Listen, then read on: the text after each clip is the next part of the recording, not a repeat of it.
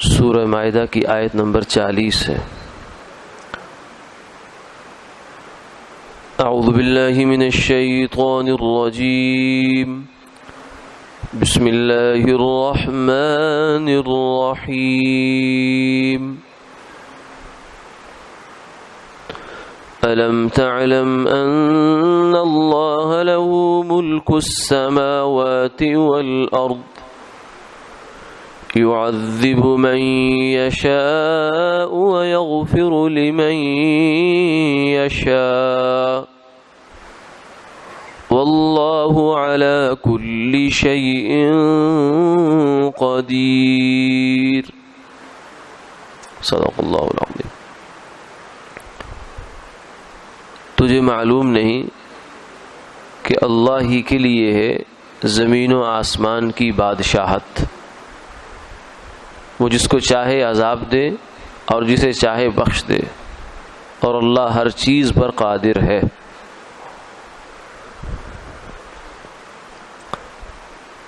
گزشتہ آیات میں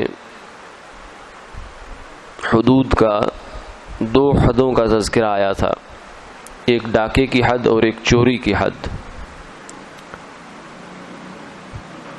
تو اس پر کسی کو یہ اعتراض ہو سکتا ہے، سوال ہو سکتا ہے کہ یہ حد کیسی ہے، کیوں ایسا کیا گیا، چور کا ہاتھ کیوں کاٹا گیا، ڈاکو کے ساتھ یہ رویہ کیوں اپنایا گیا، جیسا کہ کچھ لوگ اس طرح کی باتیں کرتے ہیں۔ ہمارے یہاں بھی ایک زمانہ تھا جہاں جب ایک کسی سیاسی جماعت کے کسی رکن نے یہ بات کہی تھی کہ یہ حدود ظالمانہ سزائیں ہیں، اللہ معاف فرمائے۔ مسلمان اغیار کے اور کفر کے فتنے سے اور ان کی ترغیب اور ترہیب سے اس قدر مرعوب ہو چکے ہیں کہ اب اسلام ان کو الٹا لگتا ہے، اللہ کے احکامات ان کو اب سمجھ نہیں آتے، کیونکہ ذہن الٹا ہو گیا ہے۔ جیسے جس آدمی کی نظر ترچھی ہو جائے، آنکھ ترچھی ہو جائے، بہنگا پن آ جائے، تو اس بیچارے کی وہ یہی کہے گا کہ یہ چیز ٹیڑھی ہے، یا اس کی آنکھ پر اگر کوئی سبز اینک لگا دی جائے، اس کے شیشے رنگدار ہوں، تو ہر چیز کو وہی کہے گا یہ تو سب سرخ ہی سرخ نظر آ رہا ہے۔ بخار والے کی زبان پہ آپ کو میٹھی سے میٹھی چیز رکھ دیں، وہ کہے گا کہ بد ذائقہ ہے، تو کڑوی ہے، میں نہیں کھاتا۔ تو اس میں اس کا اپنا مزاج بگڑ چکا ہوتا ہے، اس چیز کا قصور نہیں ہوتا۔ اسلام اللہ کی ہدایت ہے، اور انسانوں کے لیے، قیامت تک کے آنے والے انسانوں کے لیے یہ ہدایت کا سامان ہے، راحت کا سامان ہے، اس پر عمل کرنا۔ اب جس آدمی کو یہ سمجھ میں نہیں آ رہا، اس کا اپنا مسئلہ ہے، اللہ اس کو ہدایت عطا فرمائے۔ تو یہ ایک ذہن میں ایک بات آ سکتی تھی، اس آیت نے اس کا جو اشکال کی جڑ ہے اس کو ختم کر دیا۔ سوال کی جڑ ایک ہے، سوال کا جواب دینا ایک ہے، اس کی جڑ کاٹ دینا۔ تو درخت کی اگر جڑ کٹ جائے تو درخت سارا ہی کٹ جاتا ہے۔ اگر آپ اس کے پتوں پہ مارتے رہیں تو پتے تو کتنی دیر میں ماریں گے آپ، اور کتنی دیر میں جا کر یہ نتیجہ حاصل کریں گے۔ اس کی بجائے اگر جڑ کو کاٹ دیں گے تو سارے درخت سے جان چھوٹ جائے گی۔ تو یہ جو اشکال پیدا ہوتا ہے بعض دفعہ، اس کی جڑ کیا ہے؟ جڑ یہ ہے کہ آدمی اپنی عقل کو یہ تجویز کرتا ہے کہ میری عقل میں جو چیز آ رہی ہے وہ اچھی ہے، جو نہیں آ رہی وہ اچھی نہیں ہے، حالانکہ کیا تیری عقل اور کیا پدی اور کیا پدی کا شوربہ، کہ انسان کی عقل میں تو انسان خود نہیں پورا آتا، ہماری عقل میں تو ہم نہیں پورے آتے، انسان نے انسان کو ابھی تک نہیں سمجھ پایا، تو یہ کیا سمجھے گا کہ میرے لیے اچھا کیا ہے، برا کیا ہے، اپنے لیے کیا قانون اچھا ہے کیا برا ہے، حد ہونی چاہیے نہیں ہونی چاہیے، یہ اچھی ہے بری ہے، اس اچھی بری کا فیصلہ انسان کب کر سکتا ہے جو کہ جاہل مطلق ہے۔ تو اس لیے فرمایا کہ جو ہے وہ تو بس ایک چیز جان، وہ کیا ہے، ان اللہ لہ ملک السماوات والارض، کہ اللہ کے لیے زمین و آسمان کی بادشاہت ہے، وہ شاہ ہے، بلکہ شہنشاہ ہے، سب شاہوں کا شاہ ہے، اور شاہی تو اس کے سامنے جو ہے کیا حیثیت ہے اس کی، وہ خالق ہے۔ بادشاہ تو زیادہ سے زیادہ نظام کا مالک ہوتا ہے، اور وہ بھی ایک حد تک ہوتا ہے، خالق نہیں ہوتا، رازق نہیں ہوتا۔ وہ ایک صرف مینجمنٹ جو ہوتی ہے وہ اس کے کنٹرول میں آ جاتی ہے بس تھوڑی دیر کے لیے لوگوں کی. اس سے آگے اس کے پاس کیا ہوتا ہے؟ اللہ تو خالق بھی ہیں، مالک بھی ہیں، رازق بھی ہیں، ایک ایک ذرے کے عالم بھی ہیں، اس کی علم بھی رکھتے ہیں، اس کی ساری ضروریات پوری کرنے والے ہیں. تو کہاں وہ اور کہاں انسان؟ تو اس لیے فرمایا کہ اللہ جو کہ زمین و آسمان کا مالک ہے وہ جو چاہے کرے. تمہیں کیا اعتراض؟ تمہیں یہ اعتراض کرنے کا حق حاصل نہیں ہے، اس لیے کہ ہاں یہ ضرور جان لو کہ اللہ نے یہ حکم دیا کہ نہیں دیا. جب اللہ نے حکم دے دیا تو اب کسی مسلمان کو اس پر اعتراض کرنے کا حق حاصل نہیں. یہ فرمایا وما كان لمؤمن ولا مؤمنة إذا قضى الله ورسوله أمرا أن يكون لهم الخيرة من أمرهم. جب اللہ اور اللہ کے رسول کسی بات کا فیصلہ فرما دیں تو کسی مسلمان مرد کے لیے یا کسی مسلمان عورت کے لیے کوئی گنجائش باقی نہیں رہتی کہ وہ سرتابی کریں. سرتابی کی ایک صورت ہو سکتی ہے کہ دائرہ اسلام سے باہر نکل جاؤ. اسلام میں رہتے ہوئے اللہ اور اللہ کے رسول کے حکم پر اعتراض کرنا اس کی کوئی گنجائش نہیں ہے. جس کو یہ اچھا نہیں لگتا وہ پھر اپنا راستہ بدل لے، اپنی زندگی کا طور طریقہ بدلے. کہ جس کو آج حد پر اعتراض ہو رہا ہے کل اس کو پردے پر اعتراض ہو جائے گا، پرسوں اس کو جو ہے وہ اسلام کے کسی اور حکم پر اعتراض ہو جائے گا، کبھی غلامی پر، کبھی جہاد پر، کبھی کسی چیز پر. بھائی اس سے اچھا ہے کہ تم اپنا راستہ بدلو، تم اپنا راستہ بدلو، کیونکہ یہ سب اللہ کے احکامات ہیں. تمہیں تو اصل میں تو اللہ سے اختلاف ہو رہا ہے. اللہ کے بارے میں جو اپنا تصور ہے، ایمان ہے، اس کی فکر کرو کہ تم اللہ کو سمجھے کیا ہوا ہو. اگر اللہ کو تم نے صحیح معنوں میں سمجھا ہے تو پھر تمہیں اعتراض نہیں کرنا چاہیے.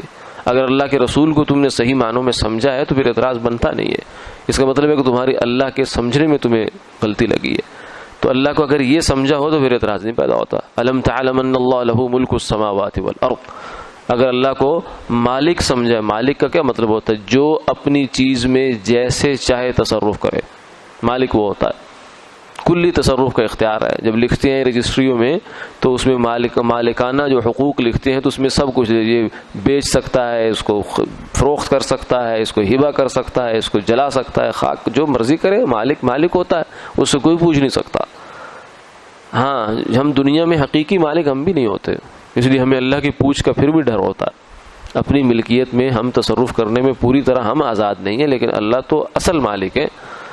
ہم اپنی جان کے مالک بھی نہیں ہیں کہ اپنی جان بھی ختم کر دیں، اپنے جسم کا کوئی حصہ کسی کو دے دیں، ڈونیٹ کر دیں، گفٹ کر دیں. ہم تو اس کا بھی اختیار نہیں رکھتے، ہمیں تو اس کا بھی اختیار نہیں دیا گیا کیونکہ یہ جسم ہماری پراپرٹی نہیں ہے. لیکن اللہ تو مالک ہیں، وہ جو چاہیں، جب چاہیں، جیسے چاہیں، جتنا چاہیں، جس کے ساتھ چاہیں کریں، ان کو کوئی پوچھنے والا. لا یسأل عما یفعل وهم یسألون. جو وہ کر رہا ہے اس سے کوئی سوال نہیں کر سکتا کہ آپ نے کیوں کیا. اس لیے حکیم علامہ حضرت مولانا اشرف علی تھانوی رحمہ اللہ تعالیٰ فرماتے تھے کہ لوگ جو اسلام کے احکامات پر اعتراض کرتے ہیں نا، اس کا منشا یعنی اس کی وجہ کیا ہے؟ وجہ یہ ہے کہ حاکم کی عظمت ذہن میں نہیں ہے. حاکم کی یعنی کس نے یہ حکم دیا ہے اس کی عظمت ذہن میں نہیں ہے. بس اللہ کا ایک ادھورا سا ایک حیولہ ہے ذہنوں میں، ایک پیدائشی طور پر ہم نے خدا مان رکھا ہے، بس وہ ذہن میں بیٹھا ہوا ہے. اللہ کیا ہے جانتے ہی نہیں ہے. ہمارا حاکم کی عظمت نہیں ہے. اپنے زمانے کے لحاظ سے فرمایا کہ جارج پنجم اس وقت جو انگریز حکمران چونکہ ہوتے تھے تو جارج پنجم کی چونکہ عظمت معلوم ہے اس لیے انگریزی قانون پر کوئی اعتراض نہیں کرے گا. اس کو کہیں گے یہ تو رحمت ہے خدا کی، کیونکہ وہ پتہ ہے کہ اس کے نتیجے میں کیا ہو جانا ہے. لیکن اللہ نے چونکہ ڈھیل دے رکھی ہے اس لیے لوگ بڑھ بڑھ کے اعتراض کر رہے ہیں کہ یہ اسلام میں کیوں ہو گیا جی، اسلام میں یہ کیوں ہے جی، یہ کیوں ہے جی، سود کیوں حرام ہے جی، فلاں چیز کیوں حرام ہے جی، ایسا کیوں نہیں جی، ایسا کیوں نہیں جی، 4 شادیوں کی کیوں اجازت ہے جی، اور یہ کیوں نہیں جی، وہ کیوں نہیں جی. تو یہ اعتراضات کا منشا کیا ہے کہ اس بندے کا اللہ کا خوف اس کے دل میں پورا نہیں ہے. جیسی عظمت اللہ کی دل میں ہونی چاہیے ویسی نہیں ہے. اگر ہوتی تو پھر یہ اعتراض نہ کرتا، پھر تو یہ اپنی عاقبت کی فکر کرتا کہ مجھے اس حکم پر عمل میں نے کیا کہ نہیں کیا. ساری زندگی میں زبانی جمع خرچ کرتا رہا، یہ کیا ہے وہ کیا ہے. ارے قبر میں جا کے سوال تو میرے عمل کا ہونا ہے کہ تو نے کر کے کیا لایا ہے، ذرا دیکھا. اس لیے فرماتا ہے کہ میرے سے جب کوئی ایسی بات پوچھتا ہے نا، مثلا سود کیوں حرام ہے جی، یہ حکم کیوں ہے جی، یہ ایسا کیوں ہے جی، تو میں کہتا ہوں مجھے نہیں پتہ جی. آپ سے میں ایک درخواست کرتا ہوں کہ قیامت والے دن جب آپ کا اللہ میاں سے سامنا ہونا تو پوچھ لینا کہ آپ نے یہ حکم کیوں دیا تھا. احل اللہ البیع وحرم الربا، آپ نے بیع کو تو، خرید و فروخت کو تو حلال کر دیا، اور جو سود ہے اس کو آپ نے حرام کر دیا۔ ذرا بتائیے جی مجھے کیوں کیا آپ نے ایسا؟ پوچھ لینا، اور پوچھ کر مجھے بھی بتا دینا پھر کہ کیا جواب ملتا ہے۔ جس دن جب نبی کانپ رہے ہوں گے، آدم علیہ السلام سے لے کر عیسیٰ علیہ السلام تک نفسی نفسی کی پکار ہوگی، اس دن کس کی مجال ہے کہ ایسی باتیں سوچے؟